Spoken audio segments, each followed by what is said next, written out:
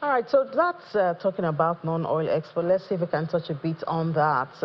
That's improvement with Senior Associate with Financial Derivatives Company, Dumebi Oduwole, right here in the studio. Dumebi, good morning and welcome to the program. Good morning. Good morning, Ini. So that was NEPC celebrating the first quarter non-oil exports, which they say increased by 24.75.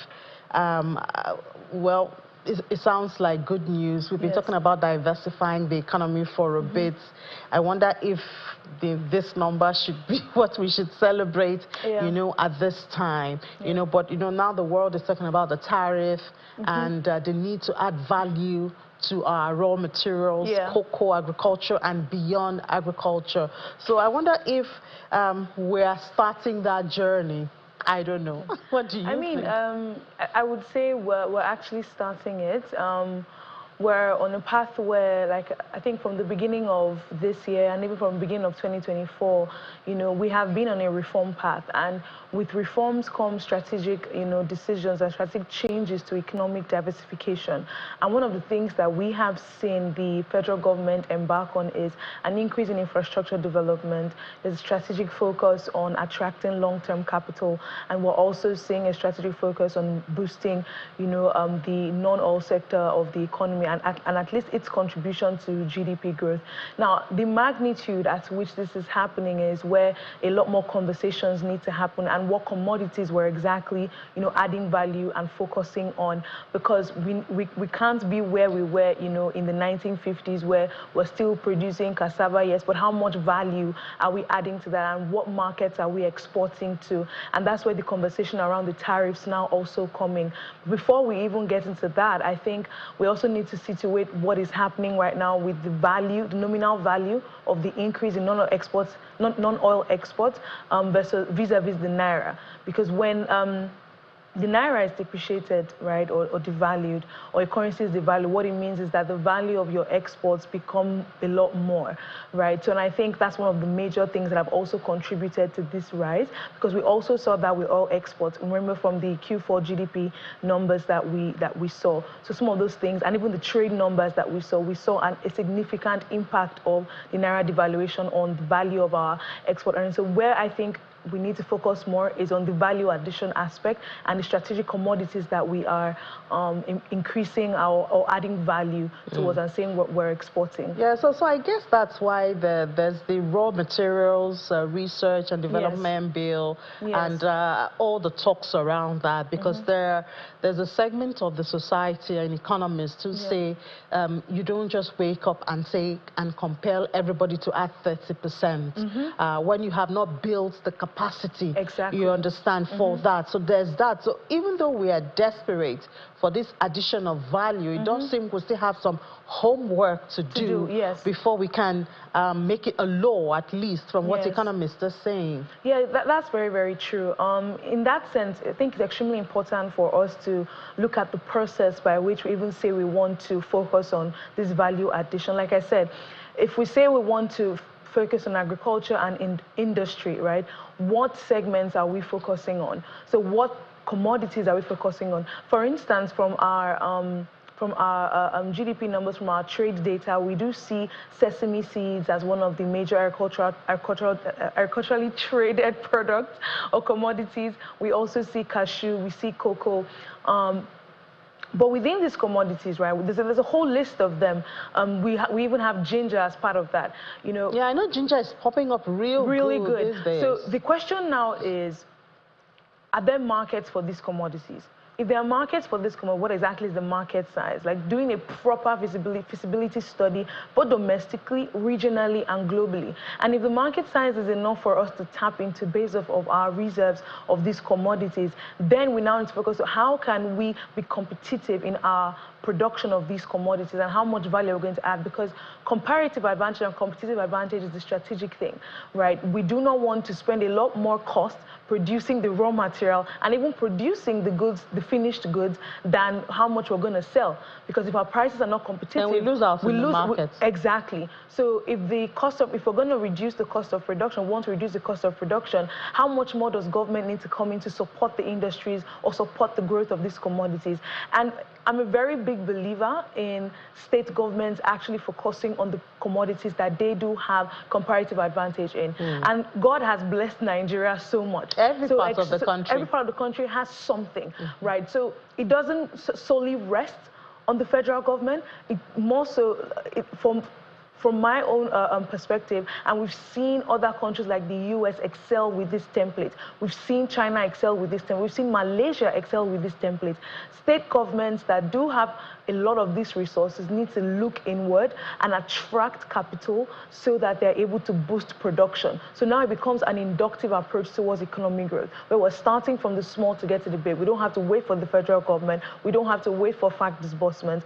From each state, we should be able to attract long-term capital. And it's very interesting to see that we have been getting a lot of private capital activities into Nigeria. And interestingly, it's very targeted towards technology, agriculture, and industries. So if state governments are able to do a lot more, we should be able to see a lot more, companies set up in the agricultural space. Lagos State is doing one of the things with the Lagos Innovation Club. We're seeing a lot more things coming up supporting. Yeah, they actually got the Fitch upgrade for investment. Exactly. So doing things like that will further encourage private capital, because again, we're not just looking for private capital that would come in 2 months and it's profit out. We need long-term capital. Yeah, so maybe the interesting thing about what you're saying is, I had a conversation yesterday that, sometimes you just want to, I'm not just a journalist, I'm actually a Nigerian kind of talk, and I had that kind of talk yesterday because we're talking about agriculture and the government has this new initiative, NAPM, that's supposed to get about $1.1 billion working with Brazil, the 774 local government areas. Yes. And there are programs that are supposed to bring focus into maybe a local government for a product. I've had conversations of such here, but sometimes it does seem like we have these great ideas. I mean, imagine if, for instance, the government was to work with the ministry or the local government or the state government to say, you have 20 local government areas in specialty of this, you want fertilizer, you want tractor, let's focus on that. You can imagine that private sector will be drawn to that to add value. You have factories. We're talking about ginger, for instance. Now, to process it, to capture it, there's always a market out there. But, I mean, we have these interesting talks, and it just seems like that's it. That's it. I do understand where the sentiments are coming from. I think one of the things that we cannot do is to stop talking about these things so that we're drawing awareness to it. But more importantly, I think this is where we need to understand the importance of the important link between politics and economy, right? Within the political economy, there's an intricate balance that has to be. And that's where, if the political economy is not working well, we will see private capital, and we will see the private side of the economy, right, just lay low, and everybody's trying to focus on doing what they can do, rather than having like a synergy between the public sector. And that's where public-private partnership always comes in. And more importantly, I think this is where conversations around having educated people at the lower tier of the government, right? It's extremely important that we're not just looking at governance from the top, we're also looking at it from the bottom. Because imagine you have a local government chairman that is not very conversant with the resources that a local government has, or how well to equitably distribute those resources. And I do think it's an endemic problem that we have currently in the country, where, at the lower tier of governance, it doesn't trickle down because there's not so much education, there's not so much sensitization. And the people that really know how to do what needs to be done are not because they're not willing to do it, but there's a lot of politicizing happening with that. And I think that's where we need to sit down and have conversations strictly about governance and how well to ensure that the right kinds of people are leading and the right kinds of people are inserting offices. Because we can have bright ideas, but if execution and implementation and monitoring continues to be our problem, then we will continue to have these conversations. We've seen this happen so many times, even with CBN initiatives, right? So we just need to have those conversations. Maybe, I mean, we just went off track what was planned for today, but I mean, when you bring that up, it just poses another problem. So we are talking about the economy, but we forget that the economy is going to be run. Policies are going to be initiated and implemented by human beings. And now, if you don't get the right human beings into those positions, if it's all about politics, then, you know, we tend to lose out. Exactly. And we do have the brains, but if you have the brains and not the connection in Nigeria, it does seem like, you know, your brain would just would die underutilized. But I mean, let's try to pivot a bit and see. Yesterday we saw the Naira gain in the parallel market. That should be good news, Yes, I mean, it's good news. I mean, anytime the Naira gains, it's good news for everyone. Especially in the parallel market, because that's where most people are able to access it. Yes. So it's very good. We're also seeing that the Naira, the official market and the parallel market rates are beginning to, converge a lot more. So the gap between the official rate and the parallel market rates is becoming closer, and that's good for businesses. It's good for manufacturers. It's good for even consumers in general, because by the time, we're trying to get our petrol at the filling stations and things like we're trying to buy food from the market or get things from supermarkets, the appreciation of the Naira should be something that, or it is something that would eventually all feel. The expectation or the plan now, or what generally businesses and consumers would hope for is a sustained appreciation of the Naira, because if it is wobbly, what it means is that businesses can't necessarily plan and businesses would necessarily not change. But maybe we seem to have just, gone from 1,005 to 1,006 and we're staying there and we're comfortable. I hope this is not how we're going to get to 1,007 and then we're just, and then move to 1,008, because some of us are still praying for 1,200.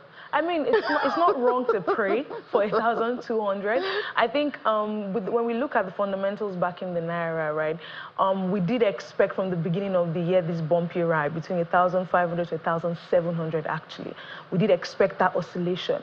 And it's not wrong to expect it, because the markets will eventually need to stabilize. There are a lot more things like production capacity, the supply of Naira, foreign exchange inflows, FPI inflows, all of those things, market sentiments, credit rating downgrades or upgrades, as the case may be, and how all of these things eventually play, to impact the value of the Naira, right? We're also seeing the global exchange, the global trade war. We're seeing global dynamics, monetary policy changes. The expectation going into the year was that the US was going to, begin to cut rates. But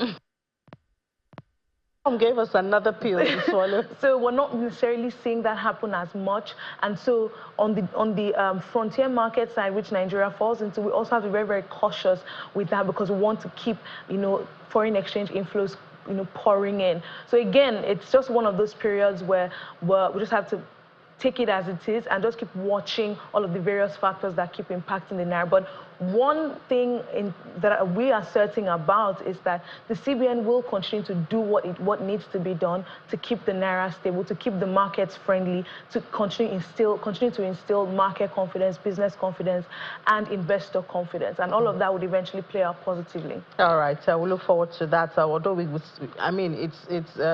can simply say that the CBN has done a lot of work, even if it's just the emergence, between the parallel and the official market so far.